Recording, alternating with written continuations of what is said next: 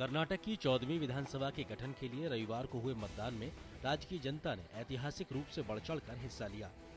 समाज के सभी वर्ग के पुरुष महिलाओं के साथ साथ युवाओं और बुजुर्गों ने भारी संख्या में घरों से निकलकर इस लोकतांत्रिक पर्व का हिस्सा बने।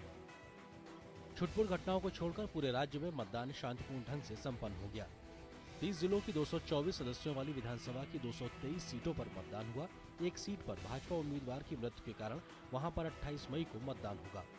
गर्मी के मौसम को ध्यान में रखते हुए चुनाव आयोग ने सुबह 7 बजे से लेकर शाम 6 बजे तक कुल 11 घंटे मतदान की अनुमति दी थी। इस बार के विधानसभा चुनाव में कुल 2948 प्रत्याशी अपनी किस्मत आजमा रहे हैं, जिनमें से 170 महिला उम्मीदवार भी शामिल हैं। कांग्रेस ने 223 सीटों पर अपने प्रत्याशी मैदान में उतारे हैं, जबकि भाजपा ने 222 उम्मीदवारों पर दांव लगाया है। जेडीएस 221 सीटों पर है तो येदियुरप्पा की केजेपी के 204 प्रत्याशी मैदान में है।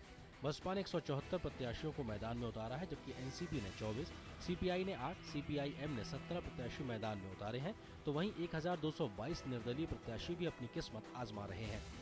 प्रमुख प्रत्याशियों की अगर बात करें तो कांग्रेस से पार्टी अध्यक्ष जी परमेश्वर, पार्टी के विधायक दल के नेता सिद्धरमैया और पूर्व केंद्रीय मंत्री वी श्रीनिवास प्रसाद पर नजर रहेगी, तो भाजपा की ओर से निवर्तमान मुख्यमंत्री जगदीश शेट्टार, दोनों उप मुख्यमंत्री आर अशोक और के.एम. ईश्वरप्पा प्रमुख प्रत्याशियों में से एक हैं।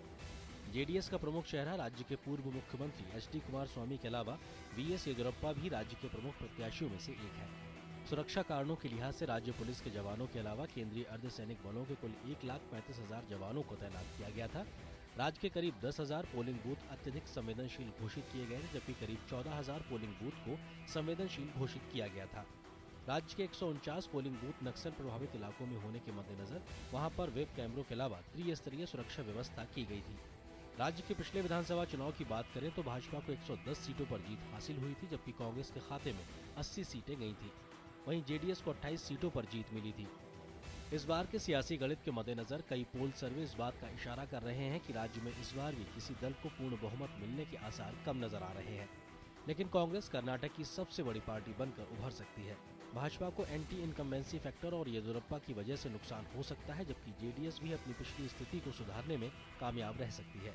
अगर राज्य में खंडित जनादेश आता है तो ऐसी हालत में जेडीएस और येदियुरप्पा की कोशिश किंग मेकर बनने की होगी। तमाम कयासों के बीच 8 मई को स्थिति स्पष्ट हो जाएगी, जब मतों की गिनती राज्य के 35 मतगणना केंद्रों पर होगी। लेकिन जानकारों का मानना है कि कर्नाटक विधानसभा चुनाव के नतीजों का असर आने वाले लोकसभा चुनाव के लिए बहुत मायने रखता है। Bureau report, DD news.